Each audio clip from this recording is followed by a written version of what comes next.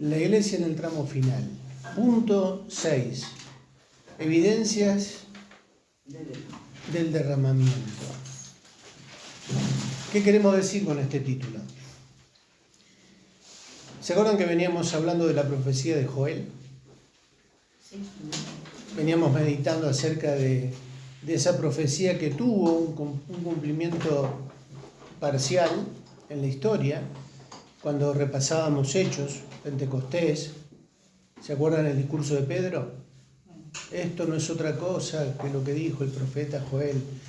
Decía a los judíos que lo estaban escuchando, tratando de explicar lo que estaba sucediendo ahí. El Espíritu Santo había sido derramado en medio de esos cristianos que estaban reunidos en Jerusalén en esa fiesta.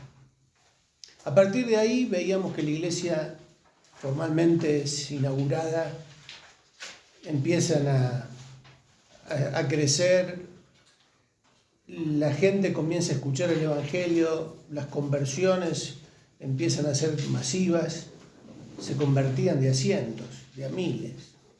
Jerusalén es conmovida por el mensaje del Evangelio, pero más allá de Jerusalén, vemos que también los gentiles reciben el Evangelio. Fue un mover, un derramamiento del Espíritu Santo poderoso que hizo que los apóstoles salieran de Jerusalén y comenzaran a esparcir el Evangelio por todo el imperio, hasta nuestros días. Pero también veíamos que Pedro hablaba tratando de explicar de que eso no se acababa ahí, no terminaba ahí en Jerusalén. Eso que fue derramado sobre ellos, ese Espíritu Santo, también se hacía extensivo a todos los que creyeran. Esa promesa del Padre que Jesús dijo que iban a recibir allí, no solo era para ese grupo. No es que el Espíritu Santo quedó limitado en el tiempo y en el espacio de Jerusalén en el primer siglo, sino que Pedro decía, y para todos los que creyeran, y veíamos que también esto nos incluye a nosotros, y también veíamos que la profecía de Joel habla de que antes que venga el día grande y espantoso de Jehová, ¿qué va a pasar? Iba a haber un derramamiento. También, ¿no? Vuestros hijos soñarán, vuestros jóvenes, vuestros siervos, vuestros ancianos. Hay algo que va a suceder también de una manera sobrenatural antes que el Señor venga y que tiene que ver con esa asistencia que veíamos, ¿no?, del Espíritu Santo sobre la iglesia antes que el Señor venga para que el Evangelio sea predicado a todo el mundo. Y entonces vendrá el fin. ¿Se acuerdan las profecías de las señales de Mateo? ¿Cuándo va a suceder eso? Antes que el Señor venga. Y si nosotros decimos que el Señor ya viene, ¿cuál es nuestra expectativa de que eso se cumpla plenamente? Bueno, yo tengo la expectativa que sea, que la podamos ver, ¿no? Salvo que el Señor no quiera llevar antes, pero eso es lo que esperamos, porque la iglesia tiene que cumplir con esa gran comisión hasta que el Señor venga, hasta el último de los tiempos que nos quede. Es la responsabilidad que tenemos. Ahora, ¿cómo nos vamos a dar cuenta? ¿O cómo nos podemos dar cuenta de que este derramamiento se está dando, o comienza a darse, o ya está sucediendo, o si falta un poquito más para que esto sea más grande? Hay principios espirituales en la palabra de Dios que nos pueden guiar o que nos pueden ayudar a darnos cuenta, a discernir lo que el Espíritu Santo está haciendo en medio de la iglesia hoy. ¿Qué tiene que pasar? ¿Tienen que suceder cosas de la misma manera que sucedió en Pentecostés? Bueno, vamos a ir hablando algo de eso. Porque a veces, claro, nosotros nos estructuramos con algunas cuestiones que se tiene que dar así para que sea de Dios. ¿No? ¿No les pasó eso alguna vez? No, esto no es de Dios porque no hubo un viento recio. Se tienen que abrir la ventana con un viento recio, o porque no hay una llamita arriba de la cabeza de nadie. Cuidado con por ahí quedarnos con la señal visible de un momento de la historia y decir que esa es la manera. Porque por ahí pueden estar pasando cosas que son de Dios, que el Espíritu Santo está haciendo, y como nosotros estamos por ahí mal enfocados, nos perdemos lo que Dios está haciendo. Bueno, algo de eso vamos a hablar en este punto. Evidencia del derramamiento. ¿Cómo nos damos cuenta que el Espíritu Santo está haciendo algo en nuestra vida o se está derramando de una manera especial? Hay tiempos también, ¿no? Hay tiempos en nuestra vida, hay tiempos en la vida de la iglesia que tenemos que aprender a aprovechar. Vamos a el título, evidencia del derramamiento, y lo que está debajo del título. Loli. Las teorías acerca del derramamiento, mezcladas con las historias de los avivamientos, lamentablemente se han utilizado más para justificar usos y costumbres denominacionales que para entender la manera en que Dios quiere manifestarse a sus hijos y a su iglesia. En realidad, siempre es a su manera, no a la nuestra. No caigamos en el error de usar las señales de las lluvias tempranas para comparar y determinar si las lluvias tardías vienen de Dios. Él siempre hace cosa nueva. Isaías 43, 18 y 19. No os acordéis de las cosas pasadas, ni traigáis a memoria las cosas antiguas. He aquí que yo hago cosa nueva, pronto saldrá a luz. ¿No la conoceréis? Otra vez abriré camino en el desierto y ríos en la soledad. Me encanta ese pasaje, ¿no? No os acordéis de las cosas pasadas, ni traigáis a memoria las cosas antiguas. ¿En qué sentido el Señor dice eso? En el sentido que vos decías, que no esperemos a repetir las experiencias pasadas para He aquí yo hago cosa nueva, pronto saldrá luz. Y ahí la expresión es, ¿no la conoceréis? ¿No se van a dar cuenta? Se van a dar cuenta. Claro, acá uno puede caer en el peligro de decir, no, ¿vieron? No hay que olvidarse de las cosas viejas, las cosas pasadas. No, paren un poquito. O sea, porque también el Señor dice, parados en los caminos. Hacer memoria. No son las sendas antiguas, volver a las sendas antiguas. Pero ¿cómo? Entonces hay una contradicción. No quiere decir eso. Sí quiere decir el Señor que Él es Dios, Él es creativo. Él no se limita a lo que dio resultado una vez, lo va a seguir repitiendo. Si Él quiere hacer algo nuevo, según los tiempos, las circunstancias, las ocasiones, las personas, Él tiene todo el derecho de hacer las cosas como Él quiera. Nosotros no podemos limitar a Dios a que siga repitiendo, haciendo lo mismo porque ya lo hizo una vez y como dio resultado, tiene que seguir repitiéndolo de la misma manera. No, Dios es Dios. Y ahí en Isaías se está refiriendo más que nada a eso, ¿no? A tener cuidado con encerrarnos en las cosas que una vez salió bien y que entonces hay que mantener eso, porque Él va a hacer algo nuevo, pero dice que cuando Él hace algo nuevo, nosotros nos vamos a dar cuenta que es de Él, que viene de parte de Él, porque va a mantener coherencia con lo de las sendas antiguas, con los principios espirituales que Dios ya dejó establecido en su palabra. No puede haber contradicción con eso, por eso hay que tener cuidado con los engaños de los últimos tiempos, porque los engaños de los últimos tiempos van a parecer que son de Dios. Pero hay que tener cuidado, ¿qué es lo que está detrás de eso o a qué lleva eso? ¿Me lleva a acercarme a Dios? ¿Me lleva a vivir experiencias genuinas en Dios? ¿O me están distrayendo con cosas que parecen de Dios? Bueno, por eso la importancia de que el Espíritu Santo nos guíe, ¿no? Para no cometer errores. ¿Y los odres nuevos también? Los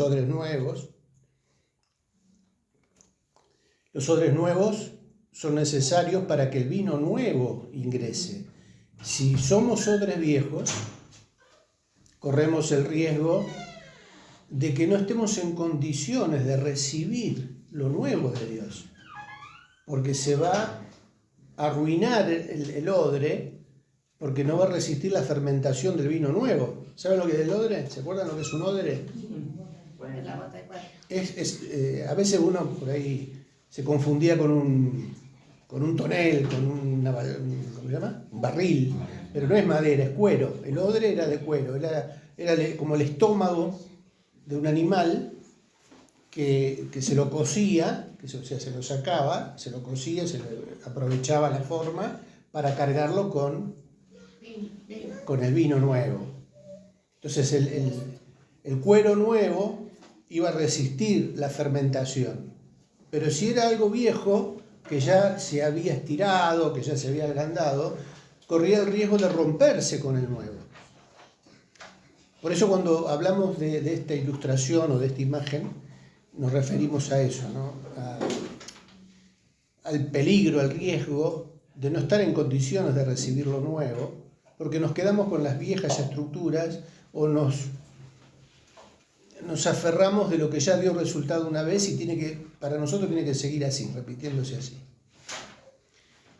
Bueno, ya vamos a ir viendo un poquito más acerca de eso.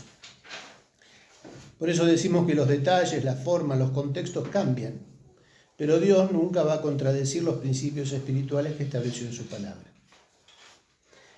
Y todo esto también tiene relación con lo que hablábamos de la historia de Joel. ¿Se acuerdan? ¿En qué estado espiritual estaban en ese momento? Antes de que Joel diga, y después de esto, dice, derramaré mi espíritu sobre toda carne. ¿Después de esto qué? ¿Después de qué? Arrepentimiento. Venían con una crisis espiritual. Dios tiene que llamarlos a que se arrepientan, a que lloren, a que tomen conciencia de su situación espiritual. O sea, que Dios nos diga, ojo con pensar que está todo bien, que está todo lindo, a divertirse, a pasarla bien. Cuidado con esa alegría que tiene más que ver con las cosas del mundo, ¿no? La alegría que le da placer a nuestra carne. Era la situación del pueblo judío en ese momento. El paganismo, el adoptar las cosas del mundo. Pero yo creo que mucha gente no se da cuenta de todas las cosas, ¿no? Por eso Dios llama la atención. Ellos tampoco se daban cuenta. Entonces Dios tiene que sacudirlos de alguna manera y llama a través del profeta a que ese pueblo tome conciencia de su situación, que se arrepientan. No solo el pueblo, los líderes espirituales. ¿Se acuerdan que habíamos visto ahí en el contexto de Joel? Que él dice que los ancianos, que los sacerdotes lloren. Antes de pasar al altar, ¿no? Entre el altar y... O sea, no hay que tomar la cosa tan a la liviana, ¿no? Sino que es algo serio. Cuando ellos tomaron conciencia de eso y obedecieron, porque convocaron ayuno, ¿se acuerdan? Convocaron ayuno, desde el más chiquito, desde el bebé más chiquito hasta el abuelo más veterano, todos convocados a orar, a ayunar, a clamar por misericordia.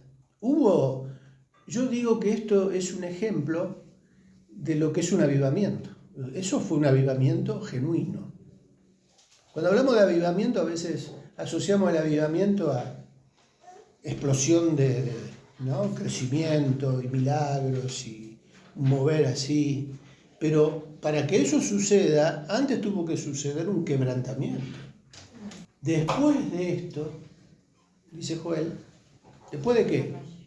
De ese quebrantamiento, de ese arrepentimiento, clamaron, fueron a la presencia del Señor, se pusieron a cuentas con Dios. Ahí el Espíritu Santo comienza un avivamiento, pero primero genera convicción de pecado. Tomaron conciencia de su situación y después que eso sucedió, después que hubo un quebrantamiento, que hubo convicción de pecado, arrepentimiento, delante de Dios un quebrantamiento genuino, sincero, no para mostrarse y para... A veces uno piensa que por tomar ciertas posiciones o derramar cierta cantidad de lágrimas, me acuerdo de una escena, ya me estoy yendo de vuelta, una escena de Quo Vadis. No sé, yo sé que no saben qué es Quo Vadis, es una película vieja, década del 60, digo yo, sí, Peter Ustinov hacía de Nerón en la película Quo Vadis, y cada vez que él se emocionaba por algo, pedía el lagrimero. Alcánceme el lagrimero. Era una botellita, una cosita así con una tapita, y él juntaba las lágrimas. Esta lágrima, decía, esta lágrima es por mi mamá. La mató él a la mamá. Esta otra lágrima por mi esposa. ¿Cómo se llamaba la esposa de Nerón? Tenía un nombre. Bueno. Y esta lágrima es porque Roma se incendió. Él le prendió fuego a Roma. Y él juntaba las lágrimas. Lágrimas de cocodrilo, bueno, ese dicho, ¿no? Ficticia, falsa. El pueblo que se quebrantó y lloró en la presencia de Dios tuvo algo que el Espíritu Santo provocó en ellos, que lo llevó a los pies de Dios con un arrepentimiento genuino, no para mostrar, no para aparentar. Y Dios ve todo eso y sabe cuándo es genuino y cuándo no es genuino. Pero, ¿qué sucedió después de esto? ¿Qué decía Joel? Derramaré mi espíritu sobre toda carne. Pero es como que es la condición previa. ¿Queremos derramamiento del Espíritu de Dios antes que el Señor venga sobre la iglesia, sobre nuestras vidas? Después de esto. Después de esto. Y vuestros hijos, vuestros ancianos. O sea, es como que hay una promesa en donde no va a quedar nadie afuera. Todos van a recibir ese derramamiento. Hay un versículo que no me acuerdo, me parece que es en Romanos, que dice que el Espíritu intercede con gemidos indecibles. ¿Qué serían los gemidos indecibles? Algo así dice. Que el Espíritu Santo intercede por nosotros con gemidos indecibles. Algo así, no me acuerdo bien cómo es el versículo. Sí, dice así. Se refiere a lo que hace el Espíritu Santo con nosotros cuando oramos. Cuando oramos. El Espíritu Santo nos ayuda, nos asiste en la oración, perfecciona la oración. Uh-huh. Y junto con el Señor, claro, y junto con el Señor intercede por nosotros cuando oramos.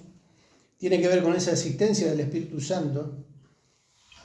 Y bueno, ahí vamos a entrar en el punto A, porque ahí entramos en la oración, ¿no? ¿Qué es lo que sucede cuando se produce esto? ¿Qué es lo que aquel pueblo en la antigüedad restauró, recuperó? La comunión con Dios. Se volvieron a Dios. Punto A. Restaurando el altar de oración. Por lo visto, en el contexto de Joel, en el ejemplo del Señor y en el inicio de la iglesia, la dependencia del Señor, buscándolo en oración y ayuno sincero, con lloro y lamento, es la clave para que todo suceda. Y bueno, está en Joel 2:12 al 27. Convertirnos a Él implica abandonar nuestros caminos para volvernos a los suyos. Ayunar tiene que ver con enfocar todos nuestros sentidos para entender la manera en que entender la manera en las que Él quiere hacer las cosas, no al revés, orar humillándonos con lloro y lamento. Quebranta nuestro orgullo y nos ubica en el lugar que nos corresponde. Bien, claro, cuando hablamos de restaurar el altar, tiene que ver con estas condiciones o con estos pasos que nos llevan a recuperar esa relación, esa comunión con Dios. Y porque ahí en el texto de Joel ¿qué pide Dios? Que nos convirtamos a Él. Y la conversión tiene que ver con un cambio profundo. Es modificar algo que estaba mal y corregirlo, cambiando el sentido. Cuando hablamos de ayunar, ¿no? ¿Qué es ayunar? ¿Es hacerle huelga de hambre a Dios? Tenemos que erradicar ese concepto. Porque uno dice, no, ¿cómo vas a decir eso? Sí, está bien, yo lo digo como para sacudir un poco la estantería, pero a veces pensamos que ayunar es para que Dios haga lo que yo espero que haga, o que deseo que haga, o que quiero que haga. Vamos a ayunar para esto. O sea, yo ya estoy condicionando el ayuno con un propósito que yo digito. Cuando tendríamos que decirle, Señor, ¿cómo es esto? ¿Cómo hay que hacer? ¿Qué hay que cambiar?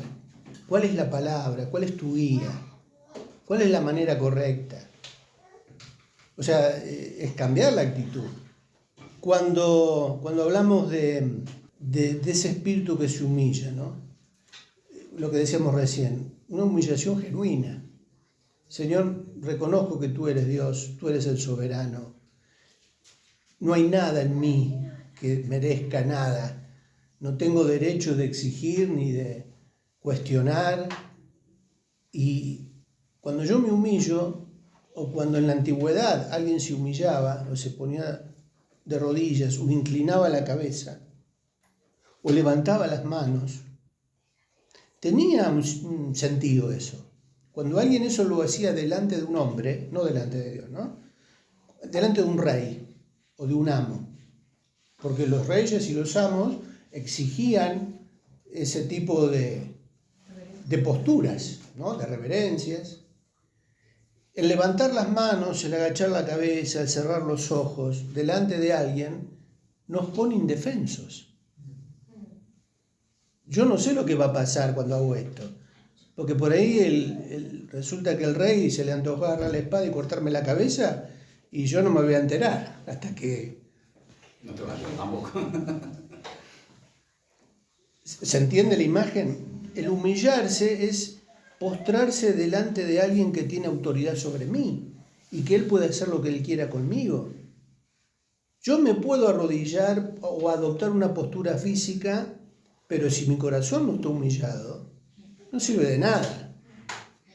A veces parecería ser que tomando determinadas posturas o actitudes o frases, estoy demostrando mi humildad. Y no, lo que estoy mostrando a veces es mi orgullo espiritual, mi vanidad, para que vean que soy espiritual. Pero eso Dios lo ve. Ahora, ¿qué es lo que espera el Señor? Que realmente nuestra humillación sea genuina. ¿Qué soy yo sin Dios? ¿Qué sentido tiene nuestra vida si Dios no la dirige, no la lleva, no nos muestra el camino? Por eso tenemos que rever un montón de cosas, ¿no? ¿Cuál es realmente nuestra actitud? ¿Es genuina mi motivación y mi actitud en la presencia del Señor? Y Dios espera eso para que su Espíritu Santo pueda ser derramado, ¿no? Plenamente. En segundo lugar, en el punto E, tenemos lo otro que estábamos comentando, ¿no? ¿Qué genera el Espíritu Santo cuando estamos en la presencia de un Dios santo?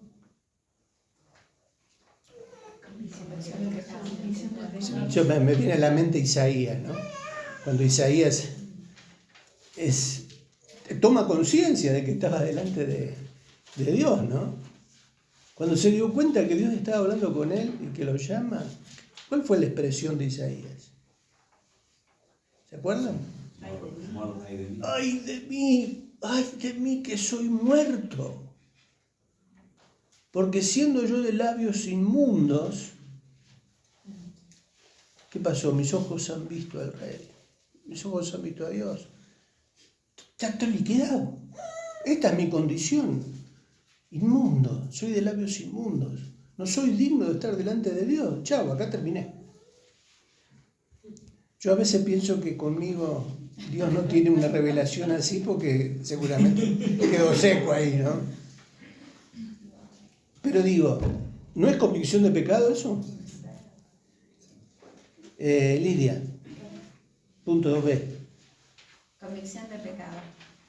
El Espíritu Santo es el que provoca convicción de pecado. En Juan 16:8. Dios, a través de Joel, tuvo que decirles a sus ministros que convoquen asamblea. Ninguno debía quedar afuera.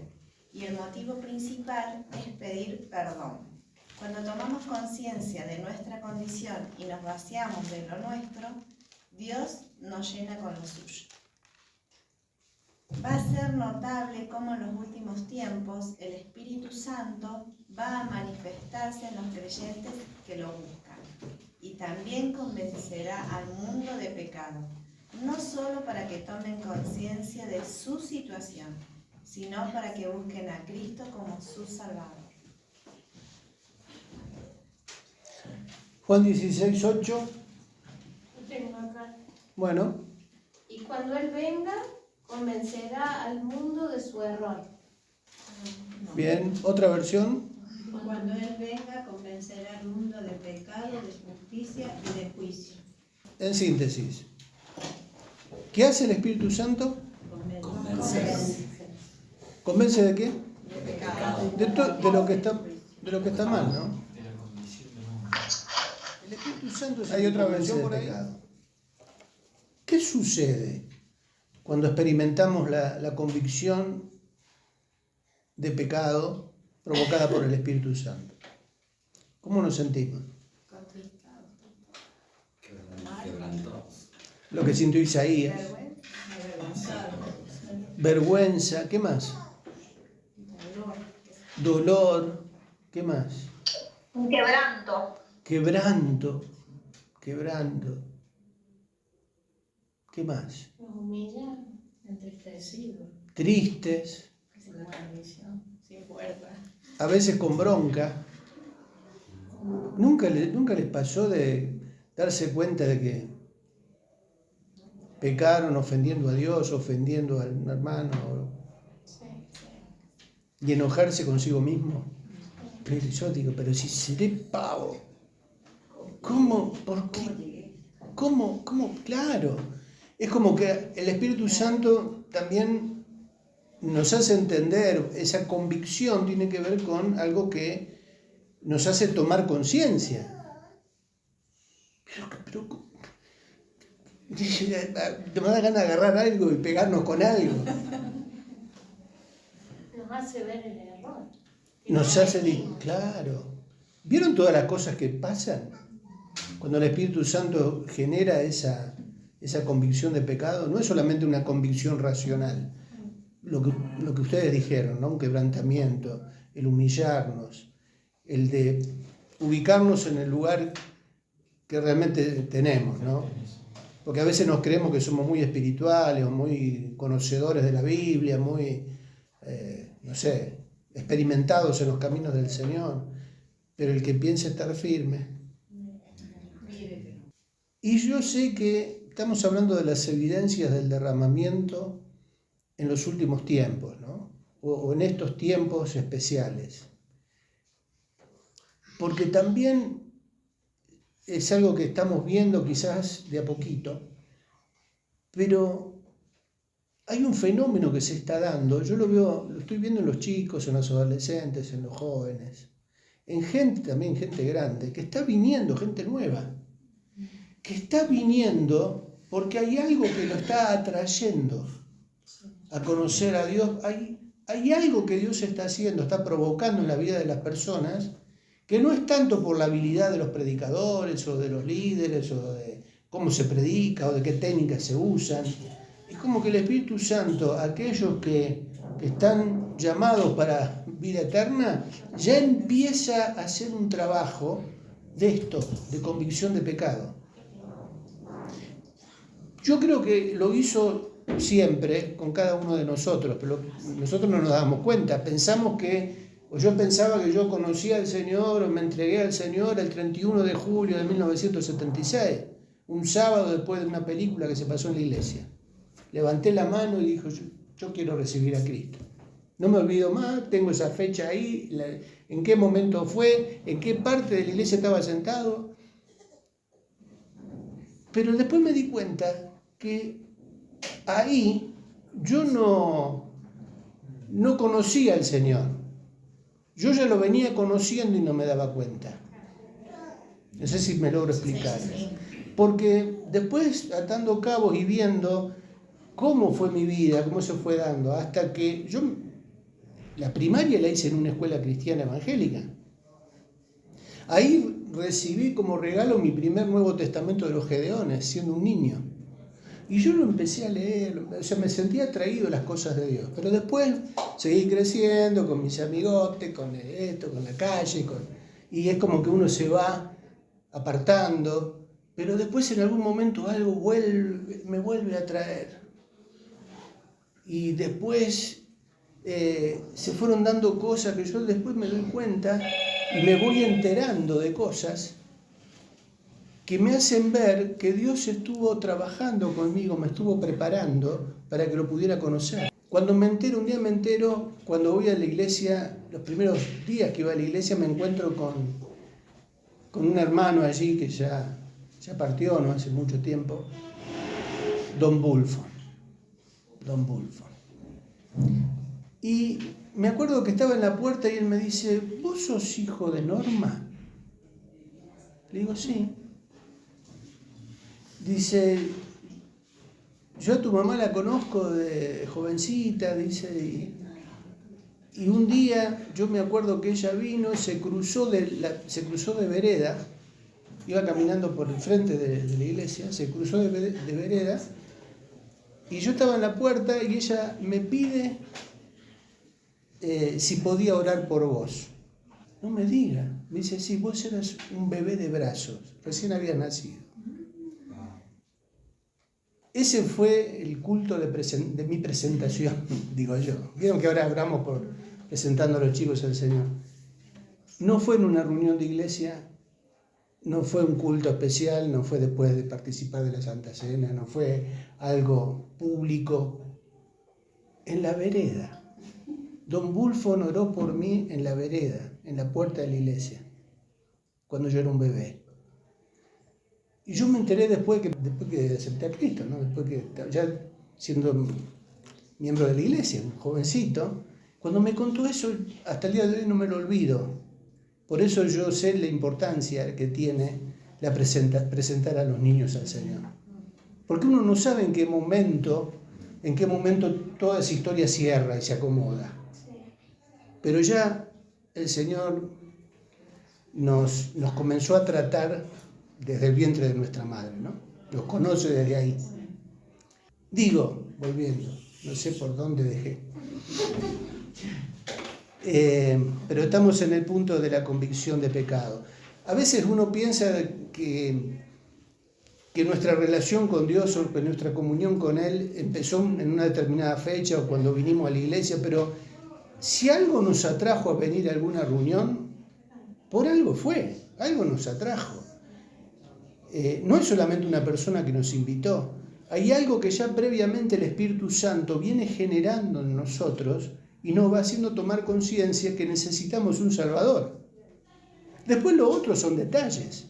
Puede usar un hermano que me invite a alguna reunión, puede usar una prédica, puede usar una lectura que estoy teniendo, puede usar algo que estoy escuchando por la radio, puede usar un montón de medios, de instrumentos, pero ya el Espíritu Santo me está llevando, me está atrayendo a la cruz.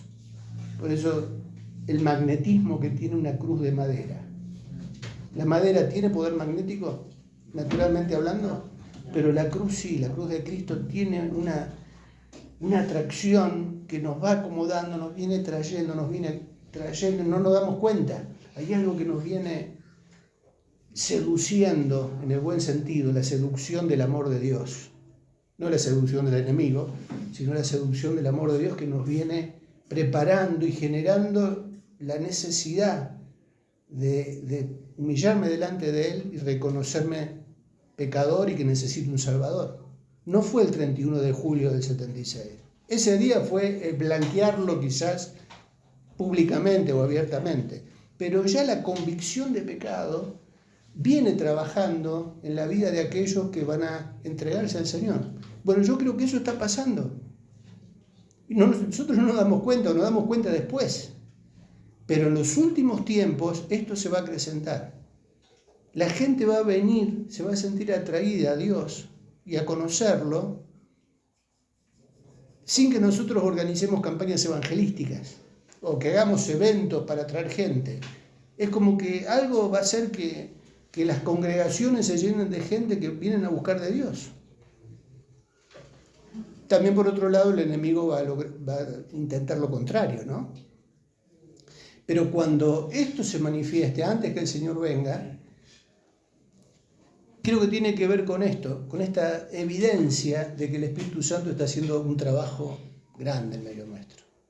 Y también sobre los hijos pródigos, es como que se También. está despertando algo, como queriendo volver. Claro.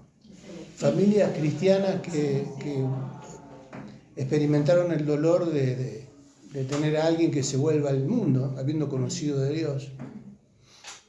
También, si el Espíritu Santo está ahí, va a ser un trabajo también de convicción, ¿no? De pecado, de volverlo a la realidad, la parábola del hijo pródigo. Las adversidades hacen su parte también, porque es un quiebre, un mirar arriba, reconocer al Señor y volver. Claro, por Pero eso, es el espíritu el que claro, está. las adversidades son cosas que a veces Dios permite, porque es un trato de Dios, Sí, sí. ¿no? Punto C, por lo menos vamos a ir leyendo. Una de las señales que confirman el derramamiento del Espíritu sobre una persona es el hambre y el deseo de conocer más a Jesús y su palabra. Comienza a comprender cosas que antes no entendía. Es como que un velo se descorre. Los sueños y visiones que Joel profetizaba comienzan a ser frecuentes y el deseo por compartir esas revelaciones es incontenible. Los sueños, las visiones, los dones proféticos no anulan la palabra, son confirmados por ella. Una revelación más profunda del Señor y su palabra. También forma parte de las evidencias de ese Espíritu Santo que se derrama sobre la vida de una persona. ¿No les pasó algo de esto? Yo recuerdo, testimonios que ustedes mismos cuentan en los cursos. Yo antes esto no lo entendía. Leía y no me entraba nada. Pero ahora es como que hay un antes y un después, ¿no? Es como que un velo se descorre. Mirá lo que estaba acá.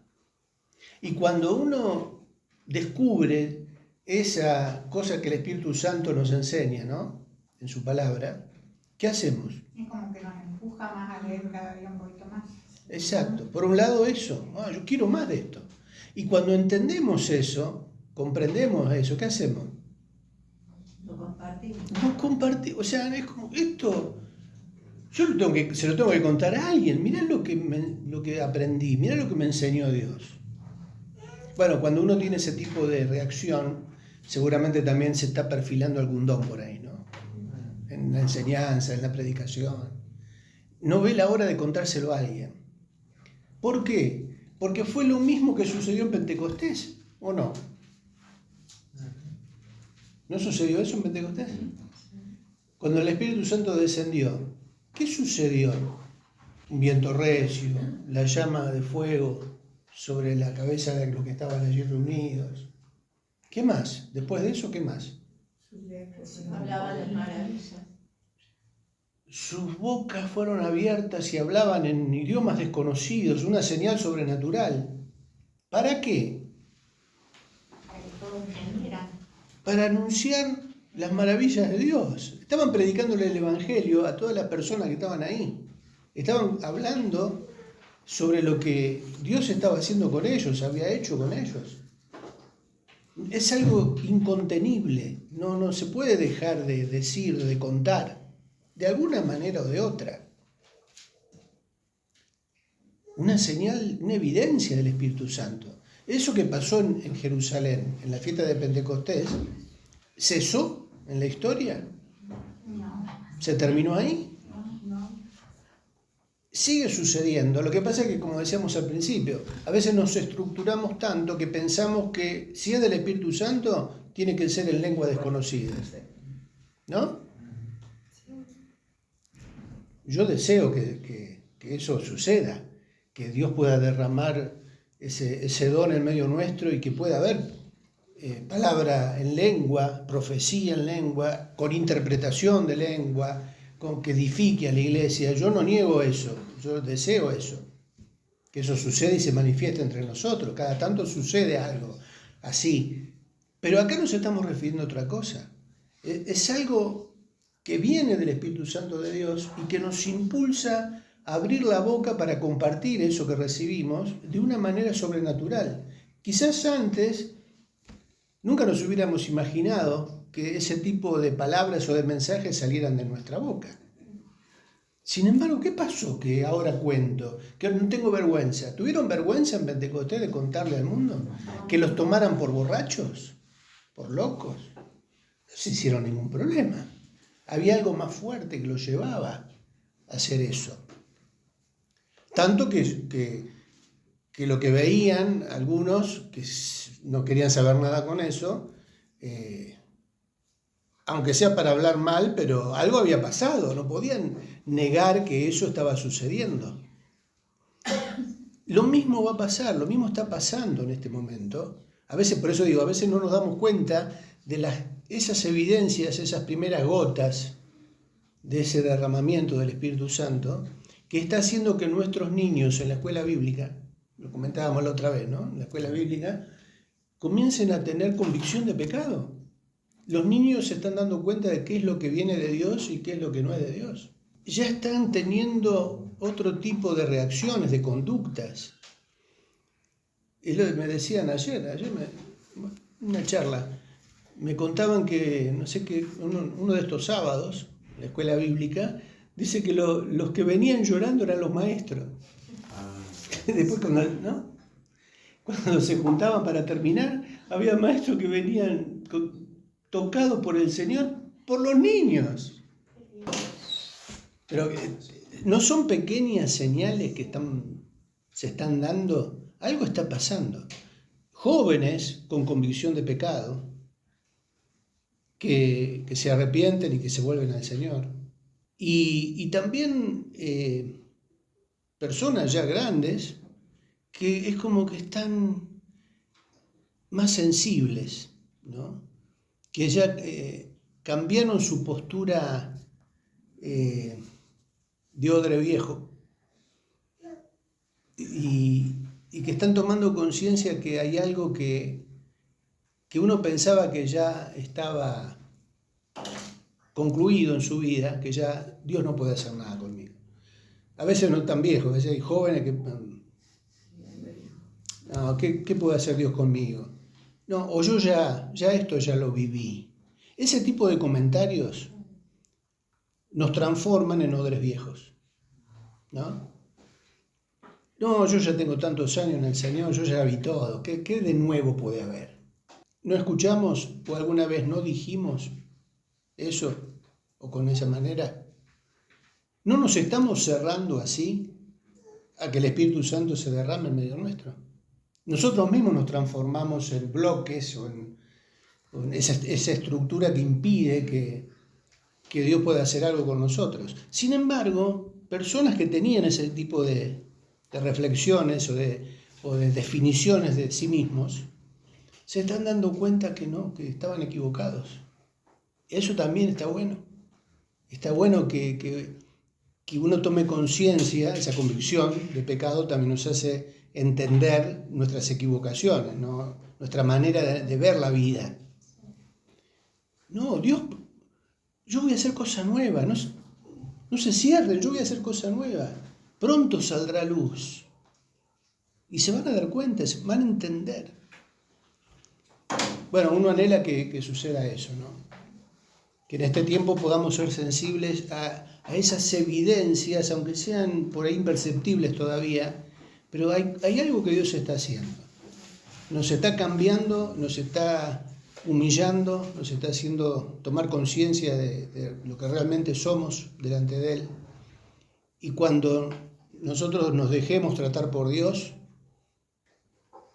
ese odre nuevo va a empezar a aparecer para poder recibir más. Todavía estamos en esa transición, creo yo. Va a llegar un momento en que vamos a estar en condiciones de poder recibir más. Pero no nos cerremos al proceso de curtido. El curtido del cuero, el curtido del odre, para poder estar en condiciones de recibir lo nuevo, ¿no? ¿Oramos? ¿Seguimos la semana que viene? Señor, gracias. Gracias porque podemos ver, Señor, esas manifestaciones del Espíritu Santo, Señor, en nuestras vidas, Señor, llamándonos, Señor, a orar, mostrándonos, Señor, las cosas que están mal, que tenemos que cambiar, que quizás por mucho tiempo estuvieron allí, Señor, pero tú ahora con tu Espíritu Santo, Señor, nos mueves a cambiar, a dejarlas, Padre Celestial. Gracias porque nos llamas a entrega, nos llamas, Padre Celestial, a un compromiso, Señor, mayor. Gracias porque no nos dejas como estamos. Señor, tú nos amas y sigues, Señor, buscándonos con tu Espíritu Santo, sigues llamándonos a ti. Por eso te damos gracias, Señor. Gracias por las señales que podemos ver en los demás, Señor. Pero también gracias por las señales que podemos ver en nuestras vidas, Señor. Padre, danos siempre el estar humillados, el estar, Señor, con hambre, expectantes a ti, a tu palabra, a lo que tú haces, a lo que tú vas a hacer, Padre Celestial.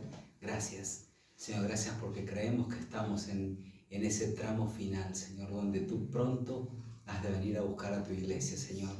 Y el Señor, donde pronto tu Espíritu Santo va a derramarse, Señor, rica y abundantemente sobre todos aquellos, Señor, que tengan hambre, que tengan sed, que te buscan.